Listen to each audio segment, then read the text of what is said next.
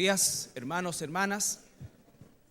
Saludamos a quienes nos ven a través de nuestra página en internet en www.Iglesia Cristiana La Serena. También comunicarles a todos nuestros hermanos que nos ven a través de la página web que se está trabajando en un sistema en el cual pueda de alguna manera reducirse y en lo posible obviarse las propagandas que aparecen asociadas a la transmisión, que obviamente no tienen nada que ver con nosotros y son parte de lo que es, digamos, la transmisión propiamente tal, pero no es parte de nosotros. Entonces, para que también nos puedan a lo mejor escribir al correo de la iglesia, los que nos ven de afuera, para irnos comentando acerca de estos cambios. Hoy no va a estar aplicándose, sino que a partir de la próxima semana también para lo que es el estudio del día miércoles. El día de hoy vamos a continuar con nuestro estudio que se llama Las evidencias de una vida transformada. Las evidencias de una vida transformada. Y esto, hermanos, es muy importante porque tiene que ver justamente con el carácter de Cristo en nuestras vidas. Cada cristiano, hijo e hija de Dios, que verdaderamente ha sido sellado por el Espíritu Santo, ha nacido de nuevo, es un hijo, una hija de Dios, debe saber y debe recordar cada vez que sea necesario que el propósito más grande de nuestro Dios es la transformación de nuestro carácter. Una situación que a los ojos del mundo resulta muchas veces difícil, desagradable y hasta imposible. Pero en el caso de nosotros, por eso es que me refiero a los que verdaderamente el Espíritu Santo mora en nosotros, es que queremos porque Dios coloca también el querer y el hacer. Se recuerda a los que están viniendo el día miércoles, bajo un contexto bien determinado, pero es Dios quien produce en nosotros eso. ¿Por qué? Porque su Espíritu Santo es el que está buscando justamente de Dios. Nuestra naturaleza humana no es así.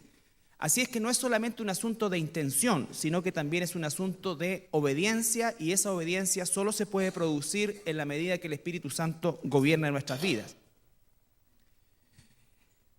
La semana pasada vimos lo que era el tema de la gratitud. Partimos, esto no es cierto, con el concepto del perdón.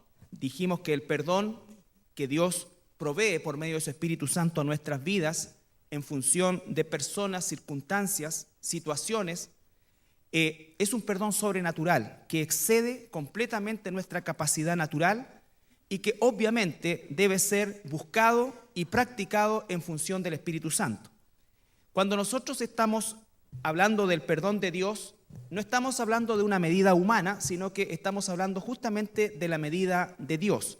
Eso es lo que marca la diferencia, eso es lo que en definitiva produce un perdón sobrenatural.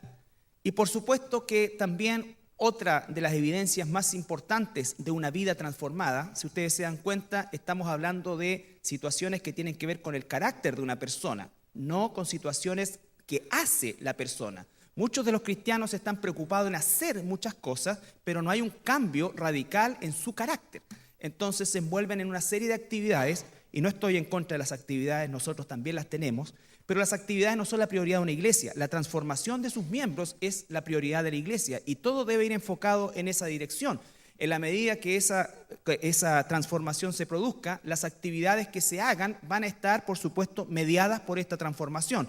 De lo contrario, somos solamente activistas y probablemente nos refugiamos en nuestra falta de deseo de transformación detrás de las actividades. Hay gente que está muy cansada, y me refiero a cristianos, por las actividades que realizan. Vale decir que ocupan gran parte del tiempo de sus vidas y no existe un trabajo personal del Señor con esa persona, no existe tampoco una búsqueda personal de esa persona al Señor, y todo eso se ve probablemente envuelto en esta serie de actividades. Por eso es que una iglesia debe proveer, por supuesto, de actividades, pero todas ellas tienen que ir tendientes a que aquellos que participamos de esas actividades recibamos en primer lugar la doctrina que corresponde, ¿no es cierto? Y que nosotros también, esa doctrina, en función del Espíritu Santo que mora en ti y en mí, se produzcan los cambios que el Señor ha ya programado. Vimos también, como decía, el concepto de la gratitud. Y esa es una señal muy evidente cuando nosotros nos enfrentamos a personas que tienen una vida amargada. Es cierto, los cristianos no estamos exentos de situaciones, de calamidades, de desgracias, entre comillas, ¿no es cierto? Y de cosas que, por supuesto, afectan la vida de cualquier persona normal. Sin embargo, hay un aspecto sobrenatural en nosotros que es el que nos permite estar por sobre esas circunstancias, porque no es algo que venga de nuestra naturaleza. Es Dios quien por medio de su Espíritu Santo en nosotros produce, ¿no es cierto?, una gratitud aún en las situaciones más complicadas o apremiantes que podamos encontrar. Entonces la gratitud no es solamente el agradecimiento por algún favor recibido, que es la gratitud entre comillas natural, que incluso hasta esa se está perdiendo hoy día. Lo que estoy hablando es la gratitud espiritual, esa gratitud que es en todo momento, en todo evento, en toda circunstancia, haciéndome parte de Romanos 8:28, que a los que aman a Dios, todas las cosas vienen a bien. Vale decir que hay gratitud en las situaciones difíciles, complicadas, aflictivas, y hay gratitud, por supuesto, también la gratitud natural cuando recibimos aquello que nosotros, en nuestra naturaleza carnal, consideramos una bendición, y lo es.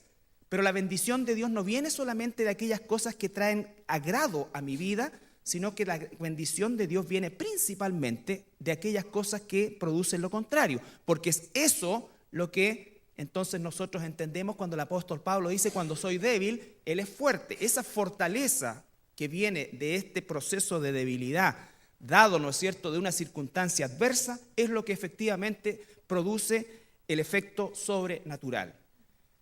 Entonces, perdón, gratitud, humildad. El día de hoy, humildad. Colosenses capítulo 3, versículos 12 y 13. Estos son temas que los cristianos antiguos conocemos bien, pero el hecho de que lo conozcamos no garantiza que lo practiquemos. Así es que es constantemente una búsqueda de nuestra santidad. Colosenses capítulo 3, versículos 12 y 13. Otra de las evidencias radicales en una vida transformada es la humildad y la mansedumbre. La humildad y la mansedumbre no pueden ir separadas. Nadie puede decir: el Señor me ha hecho humilde, pero no me ha hecho manso. Eso es impracticable, teológicamente incorrecto y doctrinalmente herético. La humildad y la mansedumbre están absolutamente asociadas, una lleva a la otra. Si no hay humildad, no hay mansedumbre. Y si hay mansedumbre, es porque hay humildad. Y la mansedumbre sin humildad es un sometimiento que en algún momento determinado va a explotar. Está en nuestra fuerza. No se trata de aguantar, se trata de permitir la transformación. Ser transformado produce estrés, claro, porque estamos en una lucha y una batalla, pero el fruto está garantizado. Cuando somos nosotros los que se aguantamos con nuestros propios recursos, estamos ciertamente condenados a un límite que probablemente al momento de explosar, ¿no es cierto?, cause una situación tremendamente o mucho más grande que lo que el estímulo en cuestión la provocó. Entonces, dice Colosenses capítulo 3, versículos 12 y 13. Vestíos, pues, como escogidos de Dios.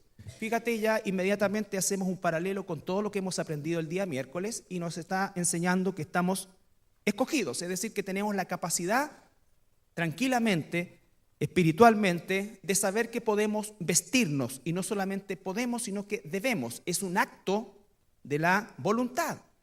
Vestidos pues como escogidos de Dios, santos y amados, de entrañable misericordia, de benignidad, de humildad, de mansedumbre, de paciencia. Voy a repetir de nuevo para que se afirmen en sus respectivos asientos y yo al púlpito. Vestidos pues como escogidos de Dios, santos y amados. Ya, Dios nos ama, estamos bien. De entrañable misericordia, ya empieza a haber evidencia o no evidencia. Benignidad, lo vamos a ver un par de domingos más. Humildad, mansedumbre, de paciencia. Quiero preguntarte, este versículo ¿cuán lejos o cuán cerca te encuentras de eso? Eso es una respuesta que cada uno de nosotros debe encontrar, ¿no es cierto?, en la palabra de Dios y en el tiempo personal con Dios. Ciertamente hemos avanzado, pero el apóstol Pablo dice, no es que lo haya alcanzado ya. El punto es si tú, a pesar del tiempo que has transitado como cristiano, si estas evidencias no se encuentran presentes en alguna medida en tu vida, efectivamente no hay una obra en eso. No importa qué es lo que tú digas, no importa qué es lo que tú hagas, no importa eso, porque finalmente, vuelvo a insistir, esas son actividades. Si las actividades, ¿no es cierto?, incluso la lectura de la Biblia, la oración, no están produciendo este fruto, hay algo que está mal. Y ese algo puede partir por el hecho de que muchas veces las personas no se han convertido verdaderamente. No se han convertido verdaderamente. Y ese es un análisis que debemos hacer nosotros cada día, ¿no es cierto? No que cada día estemos nosotros pensando si somos salvos o no. La evidencia va a partir por nosotros. Dice que el Espíritu Santo, por medio de esta misma evidencia en nuestra vida, nos va a ir convenciendo. Solo tú sabes cuánto es que el Señor te ha cambiado. Puede que para tu entorno resulte todavía insuficiente, porque nuestro entorno, sobre todo si es un entorno mundano, está siempre esperando, entre comillas, perfección. Y entre comillas lo que está esperando siempre es más bien la oportunidad de lanzar sus dardos ante cualquier situación, ¿no es cierto?, en que nosotros nos veamos comprometidos en cuanto a nuestro testimonio. Pero hablando en términos espirituales y reales, ¿no es cierto?, efectivamente cuando tú y yo estamos siendo transformados, el Espíritu Santo nos da una evidencia. Nos da una evidencia. ¿Por qué? Porque hay paz en tu corazón, porque hay confianza, porque hay mansedumbre, porque hay humildad. Porque hay algo que no había antes, porque hay algo que es ajeno a mí y eso se va a proyectar, inevitablemente se va a proyectar. Entonces, esto es el análisis que hacemos con la Escritura. La Escritura es eminentemente práctica, pero la Escritura tiene una aplicación también eminentemente personal. Esta Escritura está siendo predicada a una asamblea donde por supuesto me incluyo, pero su aplicación tiene que ser personal. Personal, tú no tienes que mirar al lado cuán cerca o lejos está tu esposo, tu esposa, tu hijo, tu hija, sino que esto es para ti. Es para ti. Recuerden, el Señor dice, ¿qué dice? No mires la paja en el ojo ajeno. ¿No es cierto? Y esto no es para que nunca nos corrijamos y nunca, o alguien que está en abierto pecado y hace lo que quiere, ¿no es cierto? Y alguien lo va a corregir y viene y dice, no mires la paja en el ojo ajeno. No, no es esa salida. ¿Ya? No es esa salida, esa chabacanería que se hace de los versículos muchas veces, ¿no es cierto? Para evitar justamente una exhortación que también viene de Dios. No es para que nos estemos permanentemente enrostrando nuestras faltas, pero tampoco significa que nosotros nunca vamos a permitir ser corregidos, porque eso también es parte de la humildad. Es parte de la humildad. Cuando tú empiezas a discutir, ¿no es cierto? A todos nos pasa, en vez uno de bajar y decir, chuta, disculpa, dice, ay, pero ¿y tú cómo tú la otra vez? ¿Les pasa eso, no? ¿O me pasa a mí nomás? Ya, pero ¿y cómo tú...? En vez de bajar y decir, chuta, perdón, disculpa, no. ¿Por qué? Porque tratamos de, a lo menos, empatar. Y eso está mal, eso es orgullo. Eso es orgullo. Por eso que es un proceso sobrenatural. Espero estar dirigiéndome a hijos e hijas de Dios en plenitud, porque esto, si no es así, es locura. Es locura. Para la persona que no es un hijo, una hija de Dios, esto es locura. Y por eso que las cosas de Dios no se pueden explicar, las cosas de Dios se tienen que obedecer, vivir, agradecer y disfrutar. Pero no es explicable a alguien que no está en el Señor. Entonces dice, vestidos pues como escogidos de Dios, santos y amados, de entrañable misericordia, de entrañable. Recuerden que la palabra entraña es una cosa que es parte del interior, no es una situación de una pose, no es una situación externa, no es una máscara, es una situación real que viene de adentro, de una transformación interna. No es algo que se hace solamente con un acto de carácter social o una pseudo piedad eclesiástica equivocada, sino que es verdaderamente algo que viene del interior de cada uno de nosotros donde mora el Espíritu Santo. Amados de entrañable misericordia, de benignidad, de humildad, de mansedumbre, de paciencia, soportándose unos a otros. Fíjense cómo es que se traduce esto: soportándose unos a otros, perdonándose unos a otros, si alguno tuviese queja contra otro, de la manera que Cristo, y aquí viene el estándar, os perdonó, así también hacedlo vosotros. Entonces, volvemos al punto en el cual tenemos que reconocer este fruto, esta evidencia, primero que nada, cada uno de nosotros en nuestra vida. Y cuando el Espíritu Santo nos convence, no nos produce un sentido de orgullo, sino que un sentido realmente de humildad, de gratitud. Tu corazón es transformado, tus sentimientos son transformados, ¿no es cierto? Tu vida comienza a ser liberada de la esclavitud, del odio, de la rabia, del rencor, ¿no es cierto? De la falta de perdón, de la falta de entender la diferencia que existe entre los seres humanos, aún dentro de una iglesia donde todos estamos bajo la autoridad del Espíritu Santo y de nuestro Señor Jesucristo. Existen diferencias. Por eso usa la palabra soportarse. La unidad es un bien maravilloso que Dios busca en sus hijos. La unidad en el matrimonio, la unidad entre padres e hijos, la unidad en la iglesia. La unidad es un esfuerzo que tiene que ver justamente con esta heterogeneidad en que nos encontramos, que sin embargo logramos saltar producto del Espíritu Santo. Somos uno en Cristo. Somos diferentes.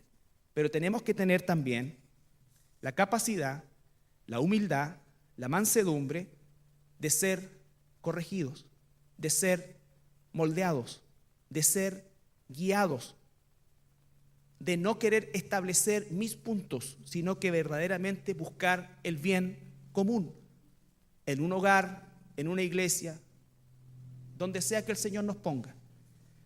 La humildad, dice, según la palabra en hebreo, es naké.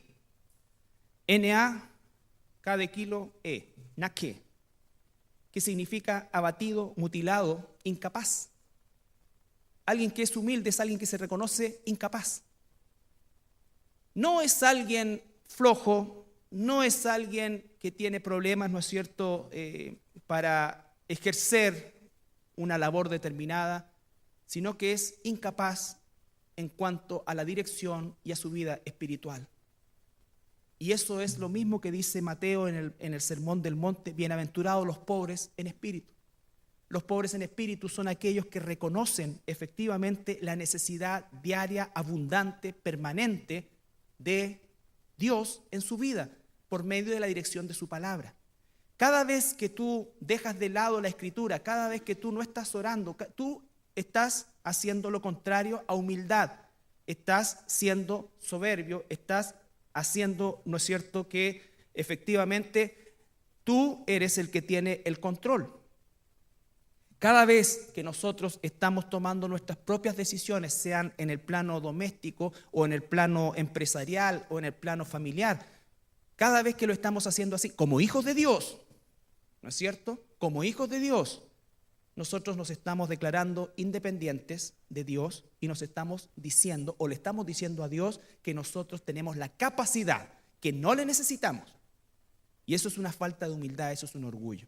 El gran problema de muchos cristianos, el día de hoy y siempre, pero más el día de hoy, donde se ha exacerbado este egocentrismo, ¿no es cierto?, que nos mueve desde la publicidad y todas las cosas que van concernientes al yo, entonces se hace más difícil porque es el ambiente en que vivimos.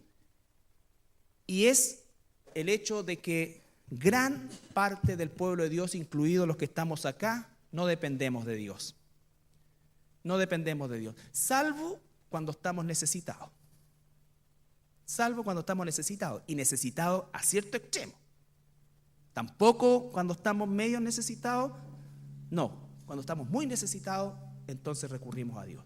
Y hay que el Señor nos responda, porque ahí ya nos hacemos apóstatas.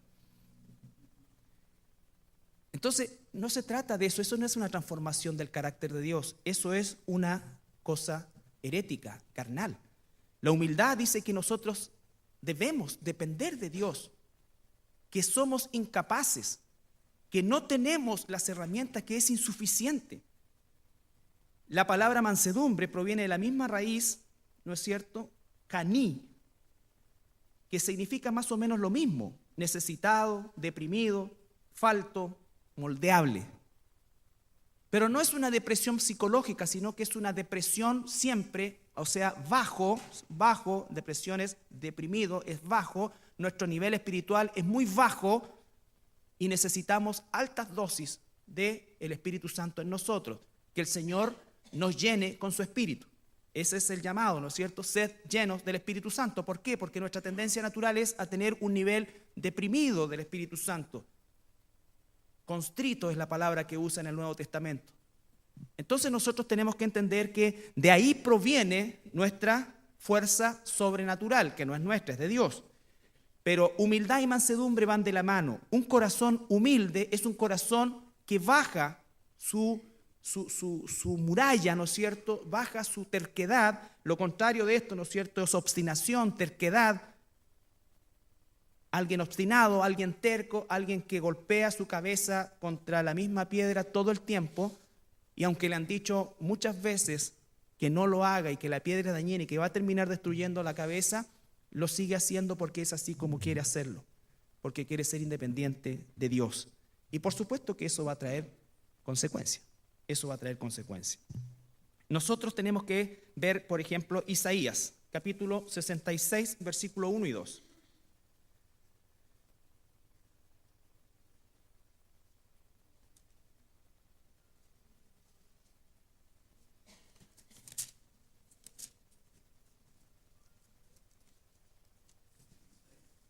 Capítulo 66, versículo 1 y 2.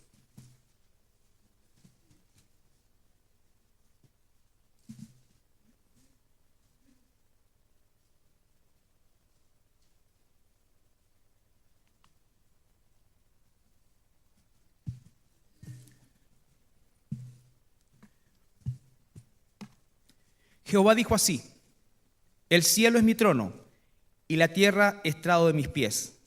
¿Dónde está la casa que me habéis de edificar? ¿Y dónde el lugar de mi reposo? Mi mano hizo todas estas cosas, y así todas estas cosas fueron, dice Jehová. Pero miraré, es decir, ¿te quieres colocar a la estatura de Dios? ¿Quieres ser independiente de Dios? ¿Quieres tomar tus propias decisiones? ¿Quieres guiarte por tus emociones, por tus sentimientos, por tus intuiciones? El Señor dice, no. Si quieres hacer eso, significa que te estás queriendo colocar al nivel mío. Eres una persona terca, eres una persona obstinada, y eso es pecado. Cuando nosotros somos firmes en la palabra de Dios, se llama convicción. El cristiano debe ser firme en sus convicciones. Pero cuando el cristiano es terco, significa que él no quiere cambiar de opinión ni quiere ser moldeado. Eso es pecado. La convicción viene de Dios. Y muchos han muerto en esa convicción. ¿Eran tercos ellos? ¿Eran obstinados? No, tenían convicción. La convicción siempre es de carácter doctrinal. Siempre, en la Biblia. Por supuesto, en la Biblia. No estamos hablando de las convicciones del mundo. Cuando el hombre o la mujer persiste en su propia opinión, en su propia cosmovisión, en su propia forma de establecer lo que es bueno y lo que es malo, o lo que es correcto o incorrecto, porque así me enseñaron, porque vengo de una familia acá, porque así fue, yo me formé de esta manera, o a mí me pasó esto, yo nunca más, por eso es que yo siempre esto y acá. Esas estructuras de las cuales todos hemos sido esclavos, y espero que mantengamos esa libertad siempre, el Señor las quiere romper. Por eso es que necesita que seas humilde y moldeable. Humilde para reconocer que no importa incluso que eso te haya dado resultado, que hayas logrado establecer un negocio, una familia, o te haya dado las herramientas para moverte en este terrible mundo con éxito. Pero si tú llegas al Señor y esas conductas están reñidas con la voluntad de Dios y tú persistes en eso, entonces tú eres una persona terca, y la terquedad es pecado. Tienes que ser humilde para reconocer que no importa lo que haya sido ni de dónde venga, está falto de la palabra de Dios, de la voluntad de Dios. Dios dice esto, yo he hecho esto. Si persisto en esto, soy terco. si sigo y comienzo a permitir que el Espíritu Santo desarrolle esto en mí, entonces efectivamente soy una persona humilde y moldeable, que significa mansedumbre. La mansedumbre es eso, alguien moldeable.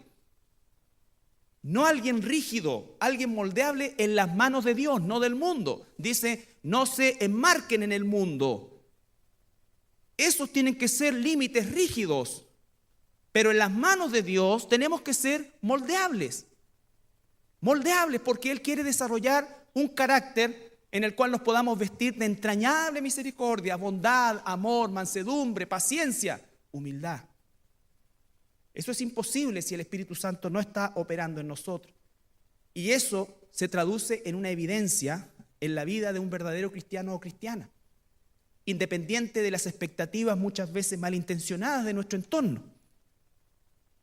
Lo primero es que el Espíritu Santo me convence que soy un hijo de Dios porque sé que el Espíritu Santo me ha dicho exactamente las cosas donde Él me ha cambiado y son evidentes.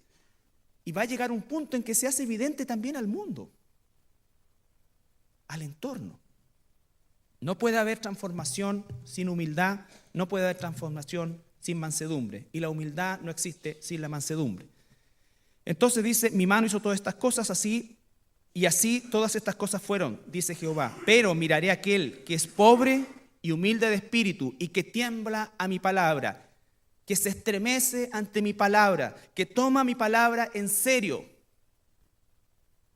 ¿Cuántos de ustedes, cuántos de nosotros nos estremecemos con la palabra de Dios? Oh, estaba equivocado. No es que yo estaba equivocado. Tiemblo. Le agradezco al Señor que a pesar de que estaba equivocado, Él me protegió, pero no voy a seguir así. Soy un hijo de Dios, no sigo así. Eso es, hermano. ¿Cuántos de nosotros, cuántos de ustedes miran con ligereza la palabra de Dios? El mundo la mira así. El mundo lleva 5.000 años tratando de encontrar alguna falla en la Escritura y no la ha encontrado y no la va a encontrar. El problema es que nosotros como cristianos no le damos a la palabra de Dios el peso radical que tiene en nuestra vida. Es su palabra. El ejemplo más grande de mansedumbre y humildad es Jesucristo. Él dijo en Mateo 11:29.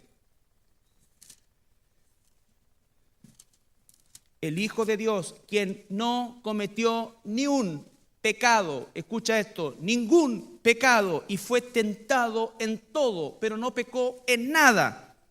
Ese ser humano perfecto, Hijo de Dios, podría haber ostentado una posición absolutamente independiente. El Padre y yo somos uno. Todo lo que el Padre me da, eso viene a mí y yo le doy vida eterna. Declaraciones de esas características del Hijo de Dios, todas ellas reales. Sin embargo, cuando se dirige a nosotros para que aprendamos de Él, ya muchos lo saben, 11:29, llevad mi yugo sobre vosotros y aprended de mí, que soy manso y humilde de corazón, y hallaréis descanso para vuestras almas. ¿Por qué tu alma está tan alterada? ¿Por qué no logras tener paz aún en medio de la tribulación? Porque probablemente no le has dado ese yugo tuyo a Dios, porque todavía crees en tu independencia y en tu terquedad que tú puedes salir adelante. Porque te dijeron que eras una persona de carácter y que cuando tú te colocas algo en la mente te lo propones. Eso es lo peor para un cristiano. Se colocan y ceja y no hasta que lo consigue. Si no es bajo la palabra de Dios, es terquedad y te va a llevar normalmente a vivir una vida amargada. ¿Sabes por qué? Porque todos los que nos rodean no están ni ahí con esto. Si no es en el Señor, a veces debiéramos tener esa misma actitud que tenemos para tantas cosas, las cuales el mundo y nuestro entorno celebra. Pero si tú le dices, oye, pero es constante la lectura de la Biblia, el mundo va a decir, sí, pero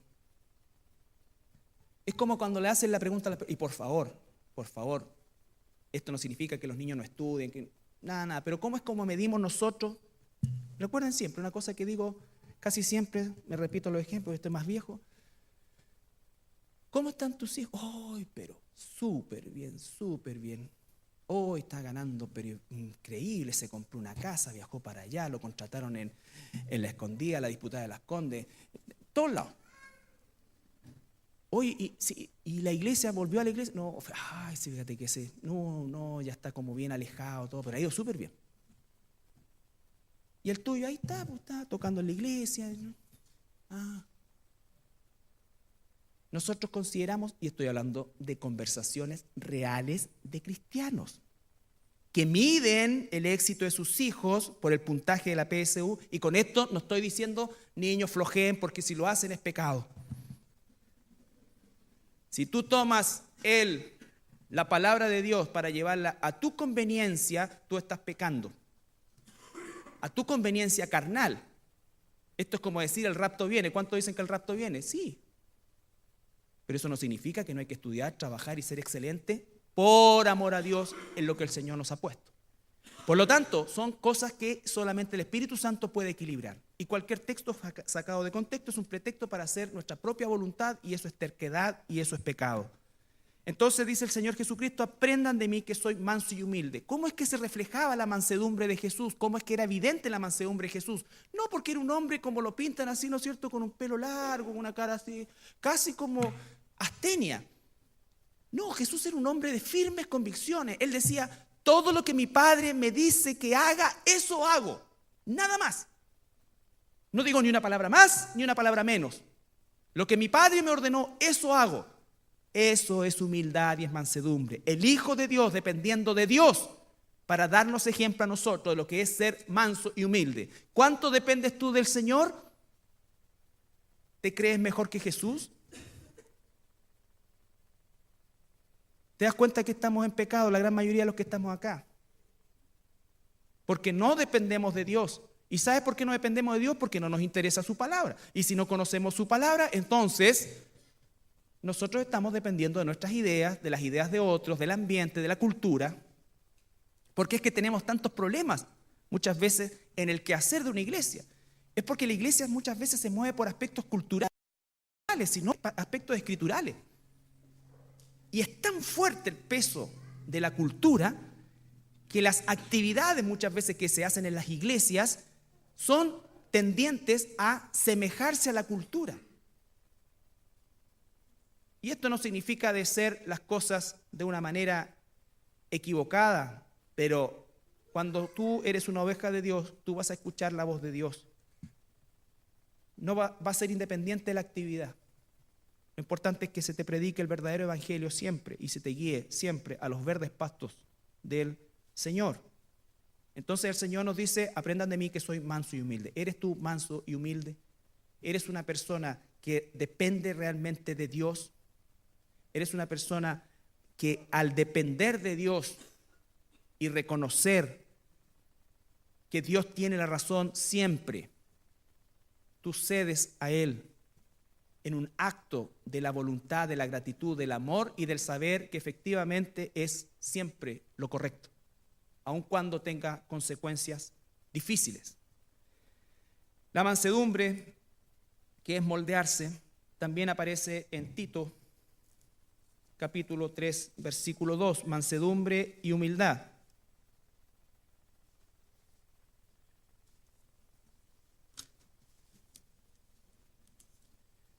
Tito, capítulo 3, versículo 2.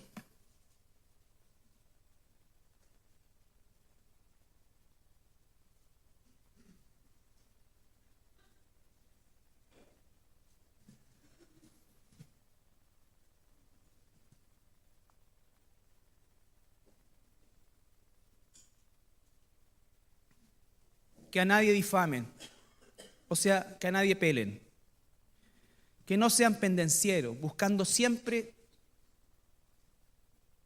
la disputa, ¿no es cierto? Siempre buscando el conflicto, creando conflictos si no lo hay, como muchos éramos antes, porque nos gustaba vivir en esa tensión del conflicto. Si no había conflicto, lo inventábamos. ¿No es cierto? Pero no podía pasar un día sin que nosotros hiciéramos ver nuestros puntos de vista. En cualquier cosa. En cualquier cosa.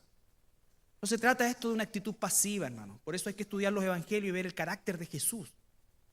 ¿Cuántos de ustedes han vuelto a leer los evangelios estudiando solamente el carácter de Jesús? Y la pregunta es, ¿cuánto me parezco al carácter de Jesús? Porque finalmente ese es el propósito de toda la Escritura. Ese es el propósito de toda nuestra vida en esta tierra. No es parecerme al carácter de Pedro, es parecerme a ellos. Ellos buscaron, como dice el apóstol Pablo, aprendan de mí porque yo aprendo de Cristo. Ahí está el orden.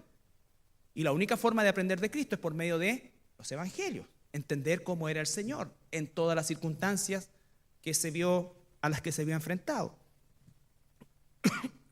Entonces dice que a nadie difame, que no sean pendencieros, sino por el contrario, amables, mostrando toda mansedumbre para con todos los hombres. Porque nosotros, dice el apóstol Pablo, también éramos en otro tiempo insensatos, rebeldes, extraviados, esclavos de concupiscencias y deleites diversos, viviendo en malicia y envidia, aborrecibles y aborreciéndonos unos a otros. Es así como vive el mundo.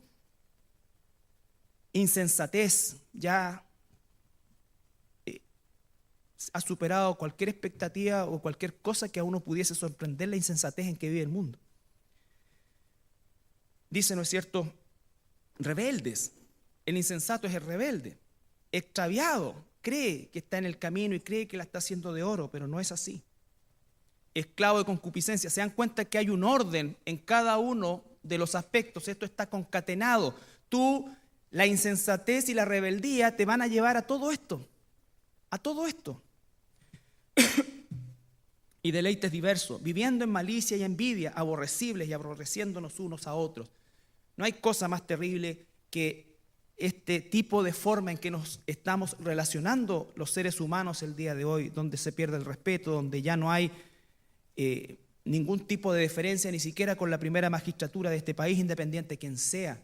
Cuando nosotros nos creemos con el derecho hoy día, bajo este paraguas, democracia, ¿no es cierto?, hacer, deshacer, insultar y defamar a cualquiera.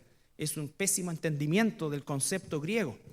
Pero en todo caso, así vive el mundo y va a ser cada vez peor.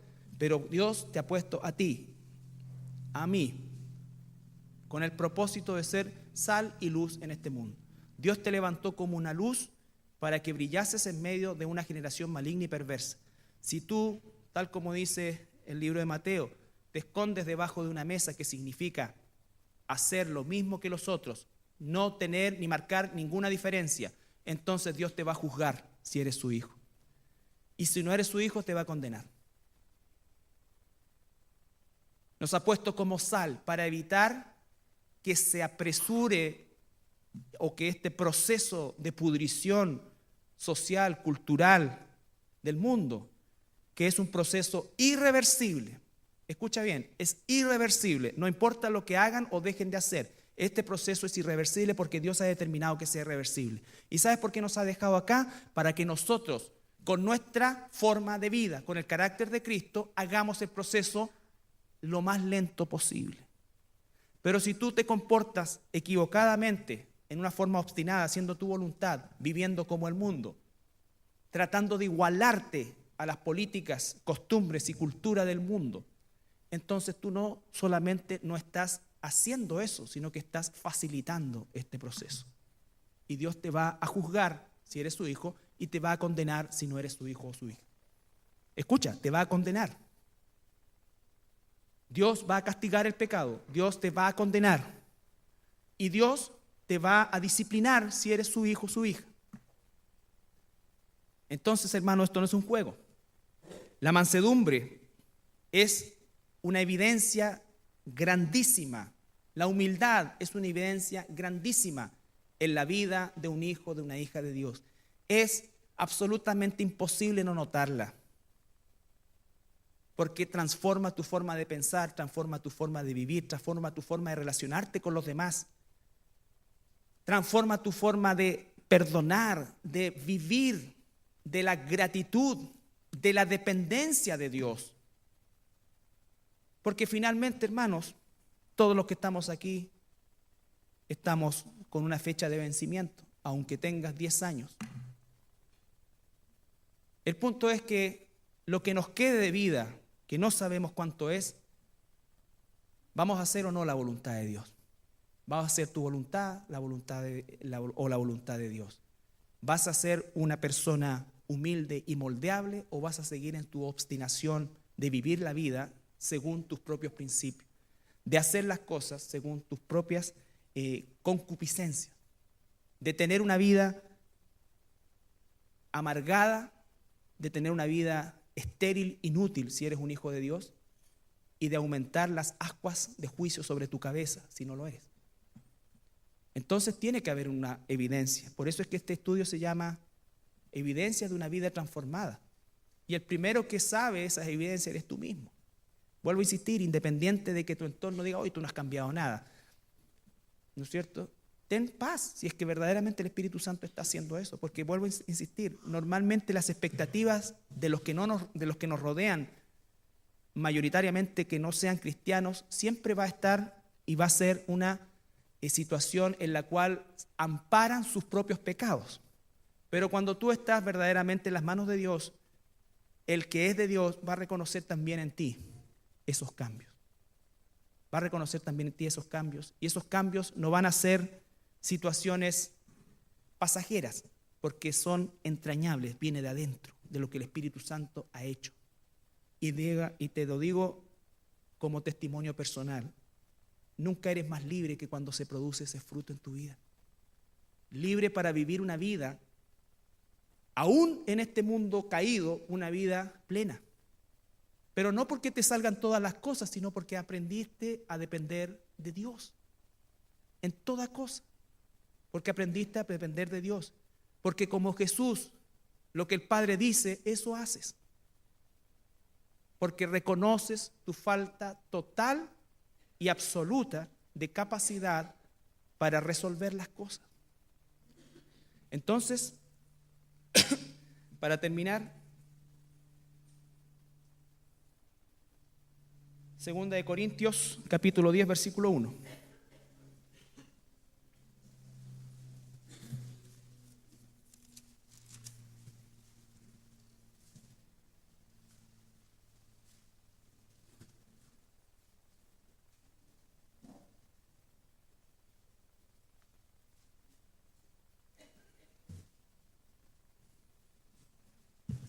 Segunda de Corintios 10:1 dice: Yo, Pablo, os ruego por la mansedumbre y ternura de Cristo, por la mansedumbre y ternura de Cristo. Ese es el modelo. Eres manso, eres tierno.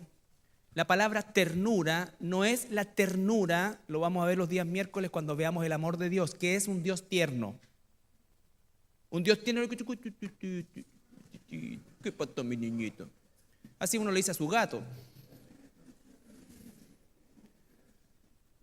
La ternura de Dios es otra. ¿No es cierto? Entonces dice, pero Cristo fue tierno. La ternura tiene que ver con algo blandito, moldeable, asequible.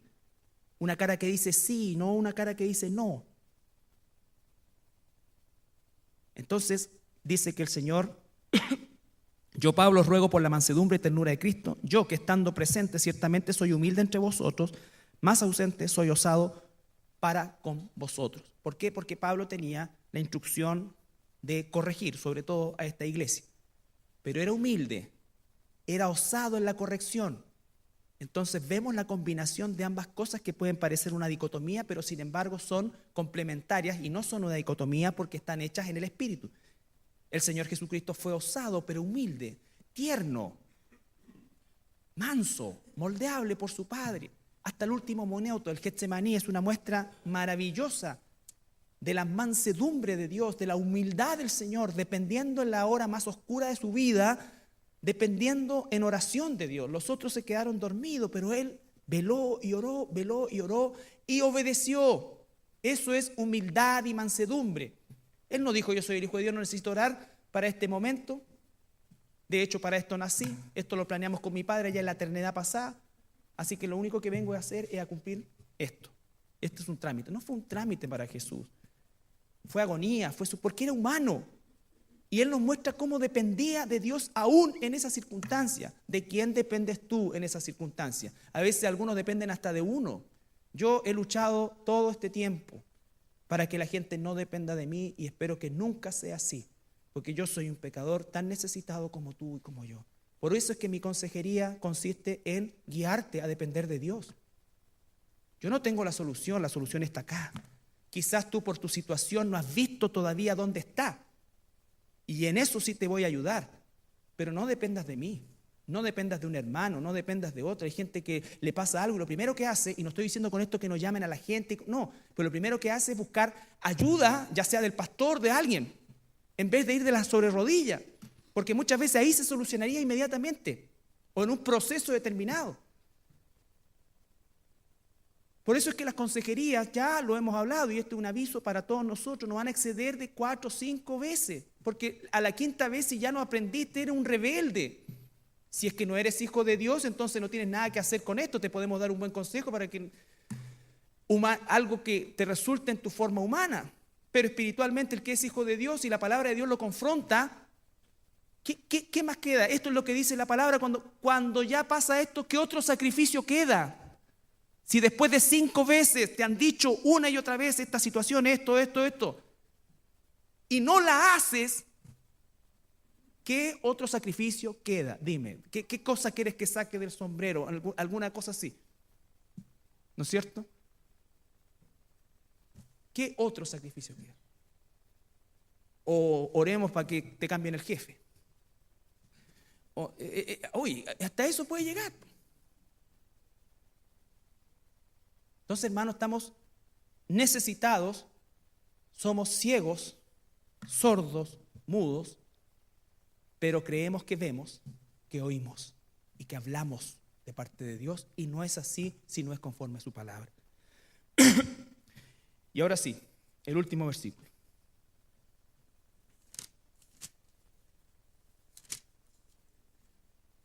Primera de Pedro 5:5. Con esto terminamos, y sin duda hay muchísimo que hablar de la humildad y la mansedumbre. Es todo un manual la Biblia de cómo hacernos mansos y humildes.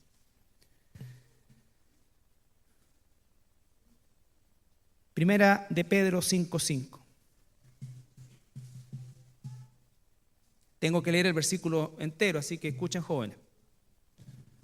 Porque la rebeldía se da en toda índole.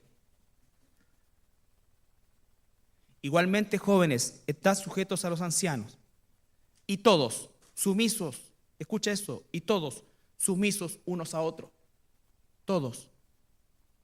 Ningún hermano debiera tener temor de hablar a otro con la palabra de Dios y en amor, en exhortación. Pero ¿qué nos pasa a nosotros? ¿No? Hacemos la vista gorda, vemos que el hermano chapotea en el pecado, porque no queremos tener problemas, porque no hay mansedumbre. Porque no hay mansedumbre. Entonces, cuando se te confronta o se me confronta con el pecado, ¿cuál es mi actitud? Recuerden la actitud de David cuando Natán lo enfrenta. Él al tiro baja la guardia. Claro, y nosotros podemos hablar del pecado, pero ese pecado no se compara con el mío. ¿Viste que hay orgullo en ti?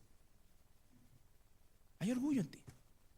Entonces dejemos que sea Dios quien tome el control de las cosas. Pero dice el Señor, ¿no es cierto?, que sumisos unos a otros, revestidos de humildad. Y aquí viene lo terrible. Porque Dios resiste a los soberbios. Si tú eres un cristiano, una cristiana verdadera, y estás equivocadamente haciendo las cosas conforme a tu voluntad, sin la dirección de Dios, que se expresa primeramente y casi totalmente en la Biblia.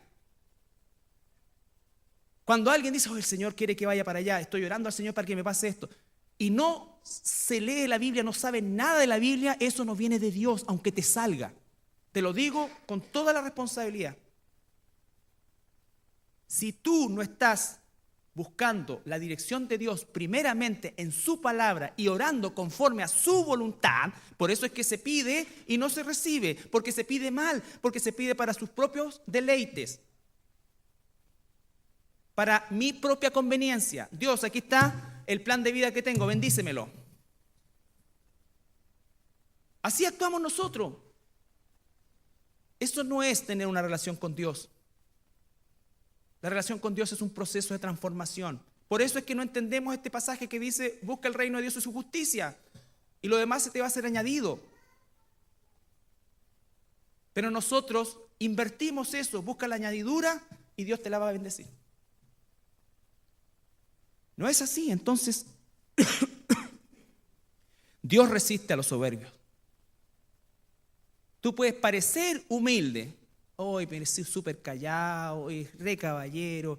Mira, siempre, nunca he tenido un problema con esa persona. Porque nosotros tenemos el concepto de soberbio, el que llega. Ese es soberbio. Pero a lo mejor es humilde. Tiene una forma que a ti te incomoda, porque ahí sí, Apocayito y Gutierrito. Entonces cualquier cosa que salga de eso ya aparece alguien rubio, ojos celestes. Eso es envidia, eso no viene de Dios, todo eso es porquería. Pero consideramos humilde que está calladito, pero a lo mejor ni depende de Dios. Y es un soberbio de miércoles. Perdonando la expresión y a los que me escuchan, miércoles como una, porque tengo que explicar ahora porque nos ven en otras partes del mundo. Que ya me han llegado mail diciéndome que algunas cosas que digo son un insulto en otros lados. Uno no tiene idea de quién lo ve. Bueno, es un soberbio o una soberbia que tiene una personalidad de esas características que muchas veces resultan ser los más venenosoides. Entonces, hermano, dice el Señor que Él resiste al soberbio, pero da gracia al humilde, aquel o aquella que verdaderamente reconoce su incapacidad, su falta absoluta de dirección y que la busca en Dios y es moldeable. Dios le dice por acá, entonces sí, voy a ir por acá, Señor, fortaléceme para ir por acá porque tú quieres que vaya por acá. Tú quieres que vaya por acá. No sé si esto va a ser algo que me va a traer éxito, esto, no sé, pero tú lo dices y yo lo hago y confío en ti. Porque finalmente quiero llegar un día delante de tu presencia, que puede ser hoy día mismo, y presentarme como un obrero aprobado. Es lo único que importa. Es lo único que importa y es la razón de todo lo que hacemos en la iglesia. Ayudarnos a ser obreros aprobados, que nos presentemos un día delante de nuestro Señor sin tener que avergonzarnos. Sin tener que avergonzarnos. Recuérdale al final de ese pasaje, porque ha usado bien la palabra de justicia, de verdad. Siempre la palabra y la palabra. ¿Nos ponemos de pie para orar? Esta es una oportunidad que el Señor nos concede cada día domingo, antes de compartir la Santa Cena, de hacer un llamado a todos aquellos que nunca han hecho una decisión por el Señor Jesucristo. De verdad, si no has tú entregado tu vida al Señor Jesucristo, te encuentras en un serio peligro. Y ese peligro quizás tú no lo visualices hoy, porque el Señor Jesús no vino a salvarte de una vida sin propósito, ni vino a salvarte de una sociedad corrupta. No, el Señor Jesucristo vino a salvarte del infierno. Todo ser humano que no tenga el sello del Espíritu Santo al momento de partir de este mundo, en un instante cerrará sus ojos en este mundo y los abrirá en el infierno para siempre. A eso vino Jesús. Por eso es que Él murió y resucitó, para que todo aquel que en Él cree no se pierda, sino que tenga vida eterna. Y eso es lo que el Señor Jesucristo esta mañana quiere que tú hagas. Que tú le entregues tu vida, que seas sincero en tu corazón y que demuestres esa conversión cada día de tu vida con una vida dependiente de Él, siendo manso y humilde de corazón. Si quieres recibir al Señor Jesucristo el día de hoy, yo te pido que repitas conmigo esta oración. Señor Jesús, me presento delante de ti, reconociendo todas mis faltas y total y absoluta condición de perdido. de perdida. Señor Jesús, en esta mañana te reconozco como el único Salvador y Señor, el único Dios, el único camino, la única verdad y la única vida. Y te recibo en mi vida para que tú desde hoy, por medio de tu Espíritu Santo, tomes el control de ella.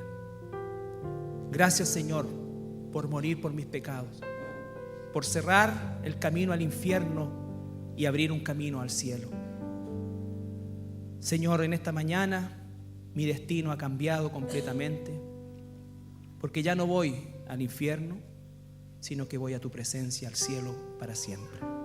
Gracias, Señor. En tu santo nombre, amén. Si has hecho esa oración con sinceridad y reconociendo esa condición, y verdaderamente el Espíritu Santo ha venido sobre ti, te aseguro que tú vas a notar cambios, no en tus emociones, sino que en tus actitudes. El Espíritu Santo va a comenzar a gobernar y a machacar en todas esas áreas que tenemos nosotros y que están siempre reñidas con la voluntad de Dios.